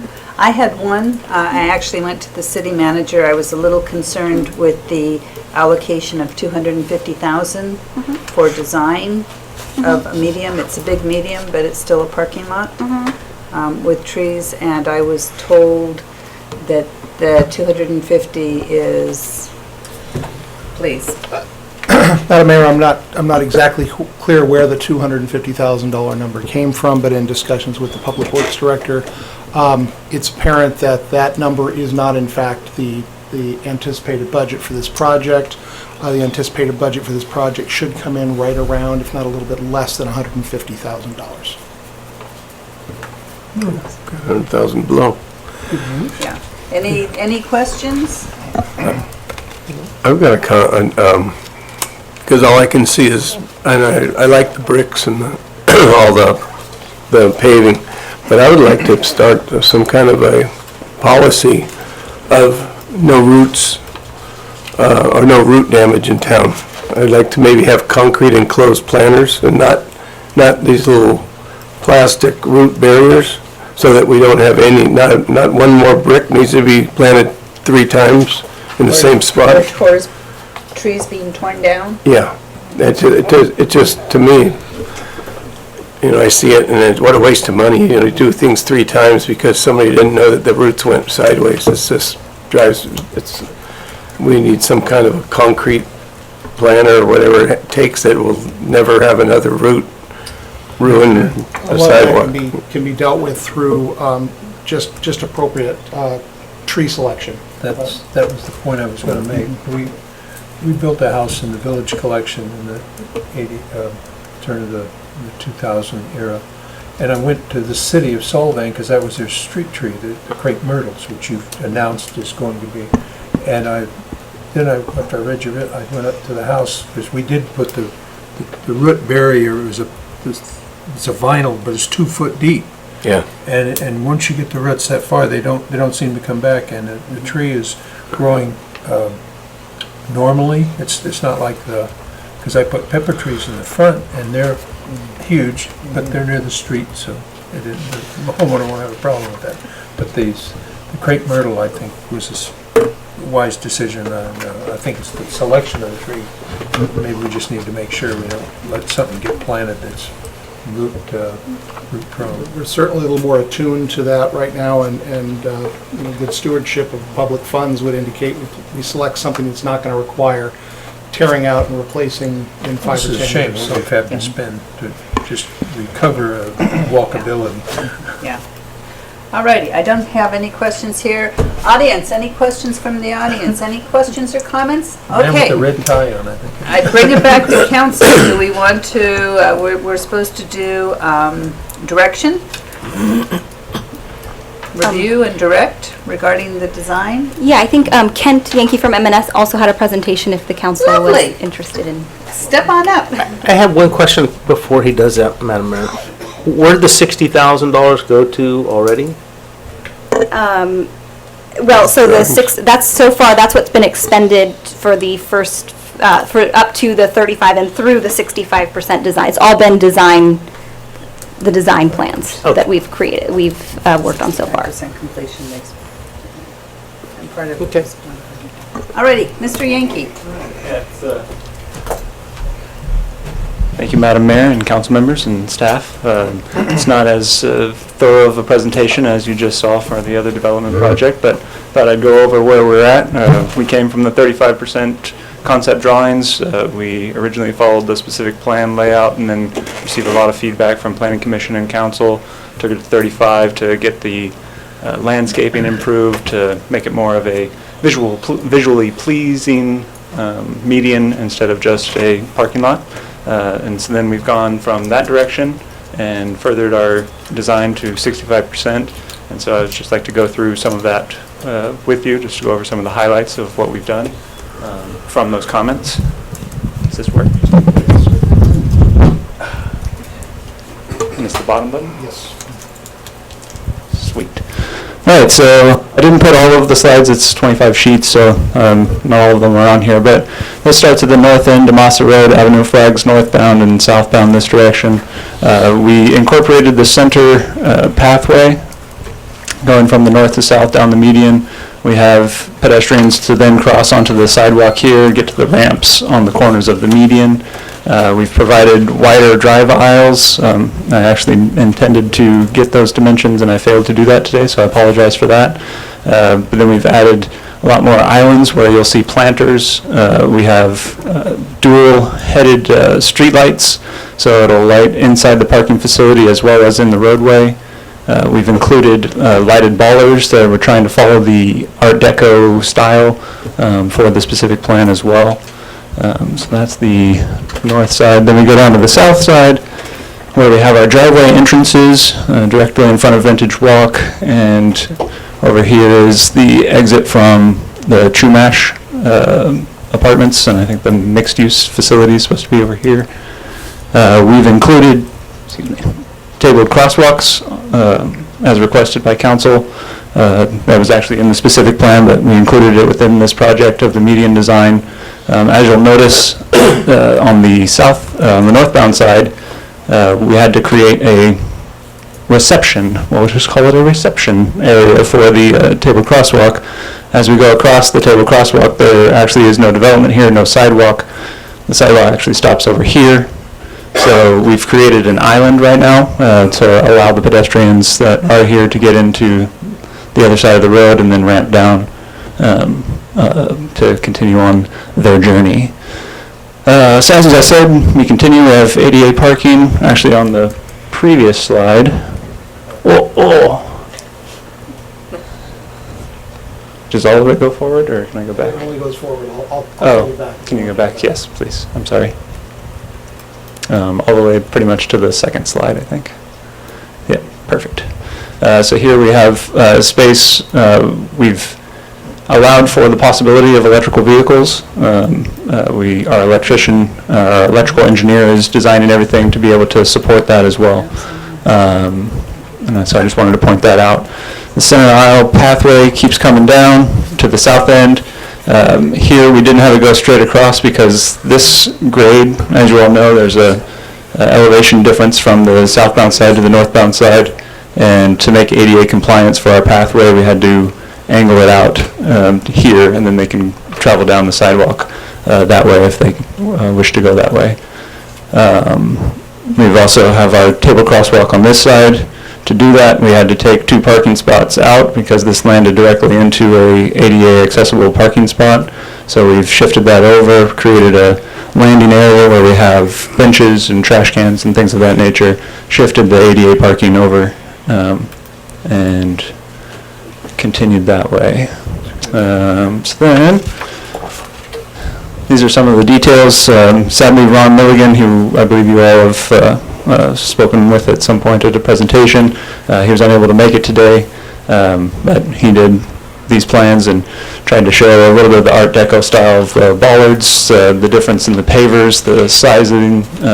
We have our vehicle traveled way, and then we have our pedestrian pathway, so that there's a texture difference just from the pattern of the blocks. He's done up a few things to add some identifiers that still have to be vetted through the city, obviously, but avenue flags, marquees on the bicycle racks. Then he's done extensive landscaping. As you can see, these are all plants. Originally, the plan was, like I said, an open space parking lot flex space where we're going to have canopies everywhere. There's nary a tree on it, and so now we have quite a tree, but I think they're going to be well protected and appropriately sized so that we don't have the sycamore disaster of 2019. Yeah, so continues throughout the site, and he's called out numerous plants, mature plants that should give us a attractive feel quickly, because I believe we're trying to shoot for October before the Open Streets event. So we want to come in with some hardy planting to make it look right from the get-go. That's October 4th. October 4th, yeah, 2020. So that's an aggressive schedule, but that's the goal. August would be great. We're on it. So then I went into further detail because one of the additions from the 35% plan was the inclusion of the tabled crosswalks.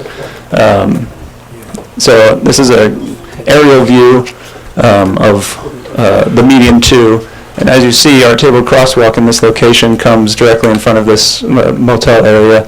And the parking currently, right now, it's a gravel area, but people do park there, and that's going to be a little bit of an issue with us having an island here. We haven't talked to the property owner. We're maybe hopefully get a little feedback from council on Maybe he'll like it. Say that again? Maybe he'll like it. Yeah, he very well may. It does seem this carport is open, so I'm not exactly sure, but we have that option. Is the south side completely open to drive in? Is that this area here? the south, the right side of the island, right there? Is that all drive in and drive out? Oh, no. So the median has 2 entrances. That's the west side, but the south side. So the south side doesn't have an entrance. No entrance. Oh, no entrance. This is all pedestrian. A loop inside. Yeah. So all vehicles will come in either this driveway or this driveway, and then circulate throughout and go out that way. So pedestrians can walk safely down the center aisle and then get out, and then on the sidewalk. So the only place we have sidewalks are on the south and the north side. That looks pretty tight in there. That corner is. Yeah, we've run the turn templates for. We are going to have driving restrictions. It's not like Mack trucks can come in there, but we did run the template, and I don't remember what size vehicle it was, but it was like a U-Haul or something like that people could come in with. There's going to be 6-foot curbs, or are they? I thought it'd be nice to have like a rolling curb, maybe not as abrupt a step-off curb, but more of a step curb. Is that around the entire median here? No, just the inside around the corners and stuff where cars are going to be dragged on it. Oh well, actually, we'll have them right now as a 6-inch curb, just a standard A curb. I don't think we had any intention of making them rolled, but I can talk to Ron and see if he wants to do that. Because if you're going to have hard curb bouncing over and dragging tail ends over. Right. But we also don't want them to have a free-for-all to jump on our bushes and stuff either, so. Okay. Yeah. Yeah. And so that, like I said, that island was the largest difference in what we've done, branched out to the other frontage. That seemed outside of what we had gone originally. And that, like I said, it's a very simple presentation of just drawings that we had done, so if you have questions and comments, I am here to answer as best I can. Very nice. Any questions, comments? I like to see that they were able to make change and our number increased to 65. Yeah. We're getting there. The crosswalks are looking good. Yeah. I'll be curious to hear how Carrie responds, Mr. Moriarty, the property owner Okay. at Village Walk, and isn't that, what was this place across the street? Isn't that's Farmhouse. Farmhouse. Oh, he owns Farmhouse too? Okay, all right. One-stop shopping. Yeah, exactly. So- Get all the questions answered. I like it. Anyway, thank you very, very much. Thank you. Appreciate it. I don't assume we have any comments or questions from the audience, so thank you. We are moving on. Appointment of an ad hoc committee for review of city engineering services. I'm sorry, thank you, yes. Was there direction from the city council moving forward on the 65%? Yes, so the next phase, I believe, would be allowing them to move forward to prepare 95% drawings. Yeah, on the median 2%. I think we're on board with everything. Thank you. Great. I should have double-checked with them. I just thought we were... Okay, so appointment of an ad hoc committee for review of city engineering services. Mr. Wolf. Thank you, Madam Mayor, members of the City Council. As you'll remember, at your September 12th meeting, there was discussion regarding the extension of the contracts for city engineering services for M&S Engineers and Tetra Tech Engineering. At that time, the City Council determined it was appropriate to extend both permits through the end of the current fiscal year and use the time between now and the end of the current fiscal year to begin and conclude a bidding process, a request for proposal process for engineering services. As part of the development of appropriate scopes of work for those two contracts, or one contract, depending on how the council chooses to take care of it, the City Council was to appoint an ad hoc committee to work with staff to develop that scope of work and work through the RFP process. At this time, staff is requesting that the City Council make that appointment for that ad hoc committee, and we will get to work on that process. Okay. Gentlemen, I would be happy to do it if there are not two volunteers, but if we have two volunteers, anybody want to? I would volunteer. Okay. Anybody else want to volunteer? I think that you would be the appropriate person to do that. He's nominated. Okay, does that work with everybody, if Councilmember Sanchez and I are the ad hoc committee? Yes. Aye. Aye. Okay. Go for it. Consensus. Yes. Consensus there. All righty. Discussion and direction regarding a proposed city in the school program. Mr. Wolf. Thank you, Madam Mayor, members of the City Council. As you'll recall at the last meeting, I mentioned to you that this would be coming forward tonight. Mayor Sierra and I have been in discussions with the Buellton Union School District to investigate the possibility of introducing a new program at the elementary school level. And this new program has the purpose of introducing to our elementary school students various aspects of local government, city government in particular. We're targeting this toward either 4th or 5th graders. That grade level still has yet to be determined. There's actually a meeting to discuss that with the school administration here next week, I believe. What we're looking for this evening is the go-ahead and direction from the City Council to continue investigating this, and if it is amenable to the school district to proceed, then direction to proceed to provide this program. Staff anticipates it will provide, or it will require very little in the way of staff time and preparation. The actual instruction time at the schools would be about 1 hour for each classroom per month, and we anticipate if it's the 4th grade level, there would be about 3 classrooms.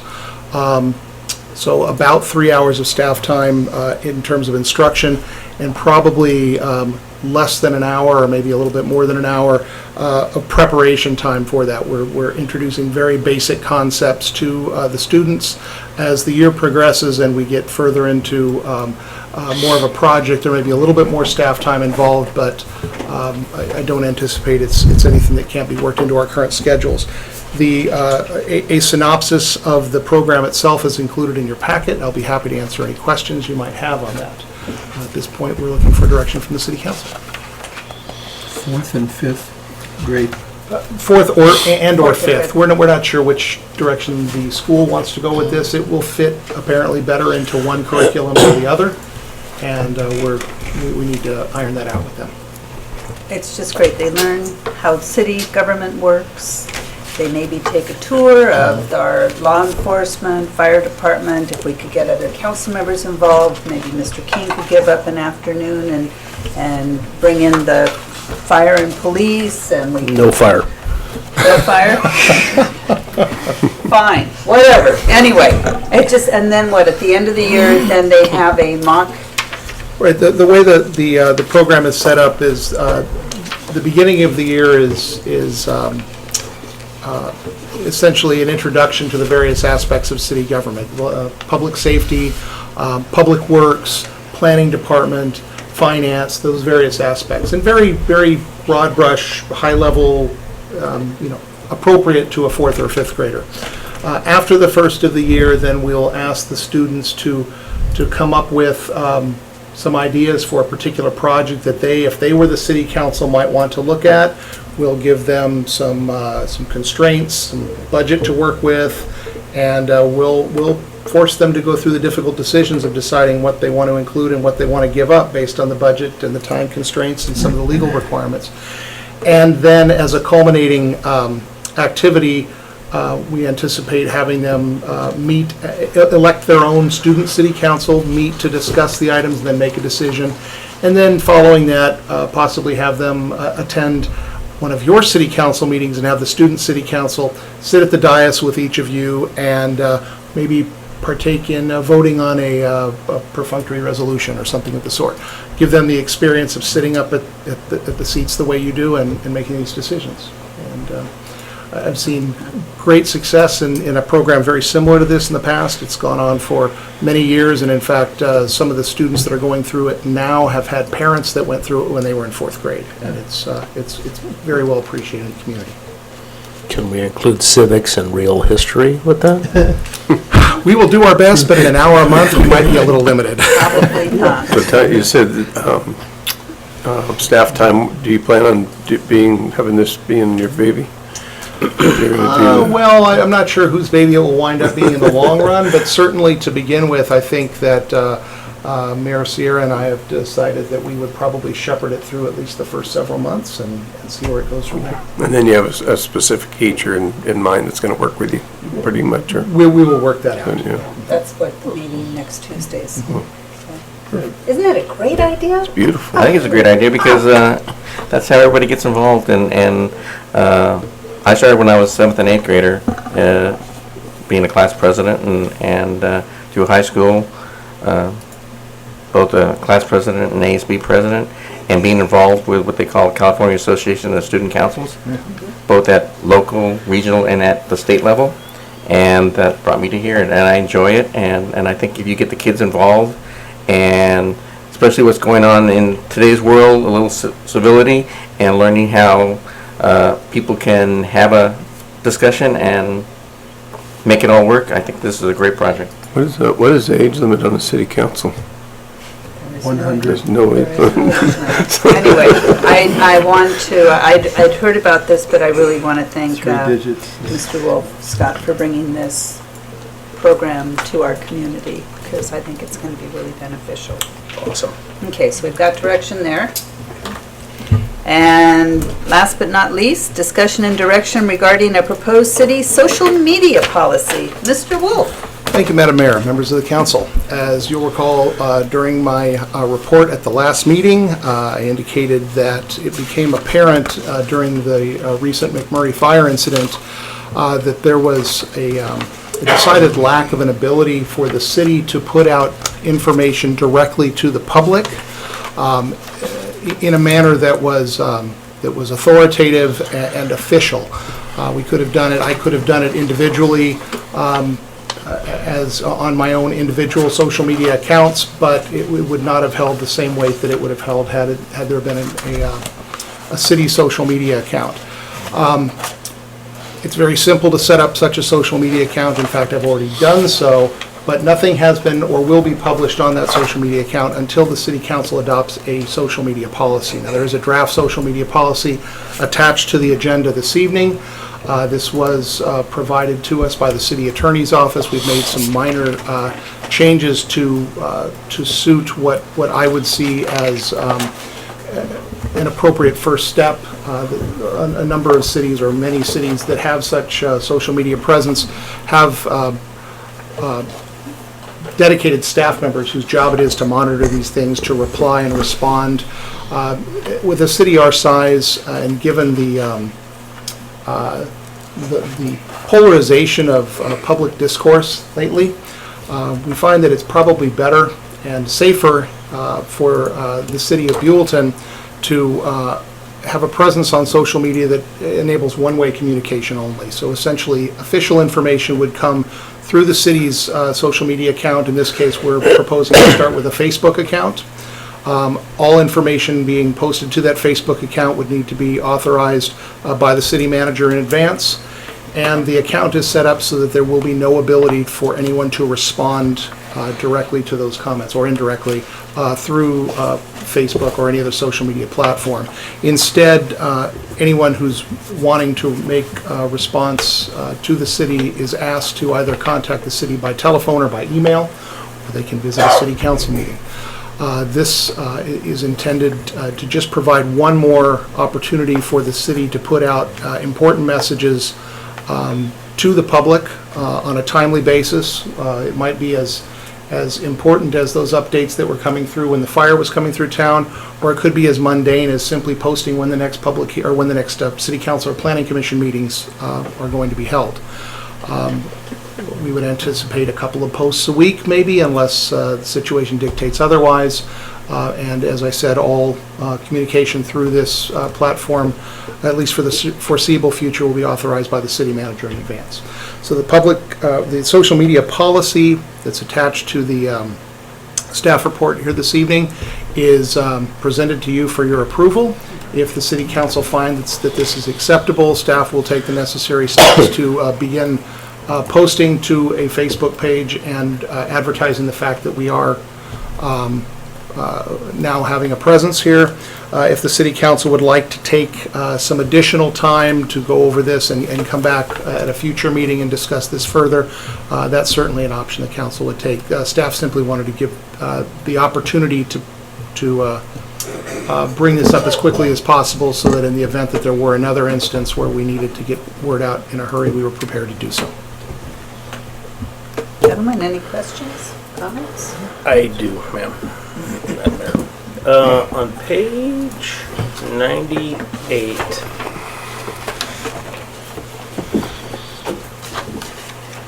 and this just may have been an oversight, on section B, third sentence up from the bottom of the first paragraph, it says speak English, Dave, spam-related messages should, and I think that word should be changed to shall. Yes, and in fact, I will go through this. There's a portion of this that probably should have been removed altogether, because we're not anticipating the ability to respond to any messages coming through, because there will be no ability for information to flow from the public to the city through the Right. social media platform. So I will clean that up. Well, but you know these spammers can get into just about anything, and so if you make it your policy that says you're Shall under not, no yeah. circumstances to It will open be this up, ignored. Yes, shall be ignored. shall be ignored. And the other one I was concerned about was on page 99, and that it mentioned Instagram and Twitter. Do they have the same kind of policy? Is that owned by Facebook? Instagram is owned by Facebook. I don't believe Twitter is, and as far as I know, Twitter does not have that policy, which is why we're not proposing utilizing Twitter or Instagram at this point. I don't anticipate going in that direction in the near future, and if it's something that, you know, social media is constantly evolving. It used to be MySpace was the big thing, now no one knows what that is anymore. Right. Should it evolve past Facebook being a primary mode of communication, we'll revisit this, and before we make any other forays into the social media world, the city council will be advised and asked for direction on that. Right, because as they spoke about in the League of Cities meeting, is you can get the Twitter trolls on there, talk about things they have no idea what they're talking about.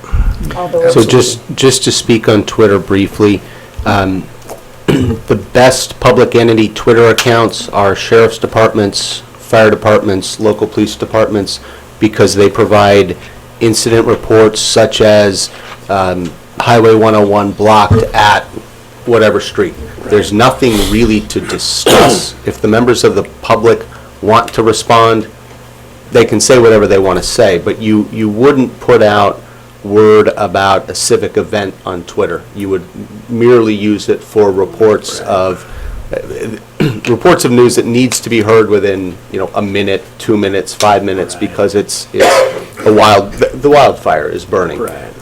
CAL FIRE would have that covered, so the city wouldn't need to do that, so it makes sense that the city manager doesn't want to go that way right now. So if we could put a disclaimer on there, please refer all trolling to the sheriff's department. It's already been done. No, I think this is a wonderful start. There is a lot of misinformation out there and a lot of questions about things that are going on in our community. And we do have a lot of Facebook users in Buellton, so. We do. Let's see, so So we would need you are looking for a motion. a motion to approve. We're going in the right direction, and Is this with the open safeguards that we have, I think. for suggestion or any improvement or change? I can tell you that what we have right now was given to me, it was a template given by one of our attorneys who's not only an expert in social media and keeping up on it, but has had it blessed by the California JPIA. So we know that from a risk management perspective, they've already approved it, and this particular attorney does route it, not just to clients of our firm, but to other cities and other entities through the JPIA. If you'd like to talk changes, great, but if they start getting substantive, then I would want to take it back to make sure any changes that we're making on our end continue to square with JPIA. I was wondering if we would have possibly a link to events, or not events, but problems, or somebody might get on, and then have a link to go to another, say there's a suspicious guy on Central, or somebody approached me at the store here. That wouldn't be on our Facebook. That wouldn't be our problem, but I was just That would thinking. not be on Facebook. Then you'd call the sheriff's department. Right. Right, but that would be something to go to. Those sorts of posts, as you're aware, do occur on the various Facebook, there's a Facebook neighborhood watch page, for instance, where those sorts of posts take place. That wouldn't wind up on the city's Facebook post, because there would be no ability for anyone from the public to post to the city's Facebook page. It would just be information moving. There out. would be at the bottom, is that that's still there, that if you have any questions, comments, to contact City Hall. Yes. Okay. By phone or email. So, Okay, I'll make a motion. I move that we authorize the city manager to make a one-way communication information page on Facebook, and that all employees having access to such pages as Facebook with information have to read and sign the City of Buellton Employee Acknowledgement of Social Media Use Policy. so adapt the attached draft social media policy. Correct. I'll second that. do we can just do a consensus vote on this one? I'm fine with that. Yeah. All in favor? Aye. Aye. Opposed? All righty. Do you have a timeline to keep Midnight. everybody going? 6 weeks, 3 weeks, 4 weeks? How soon do you want to see it again? How soon do you want to see? Well, When I guess is it we'll gonna be introduce started? it to the, I expect we will see our first post hit Facebook probably either tomorrow or Monday. Excellent. less than 4 weeks. Let's not rush into things. Patient. Okay, city managers report. Thank you, Madam Mayor. Just a couple of items here this afternoon. You've all received some communication, I'm sure, over the past few days regarding desire from a significant portion of our residents to open Village Park. And as the City Council is aware, staff has been working with the builder to ensure that the last few items that are required to ensure that the city is able to accept that park, accept the dedication of that park, have been completed. At this point, they're not quite complete. I did meet with the builder today. There are a few remaining items that need to be taken care of, most notably being the grant deed, which has been prepared, needs to be signed by the owner of the property, and that's going to be taken care of here.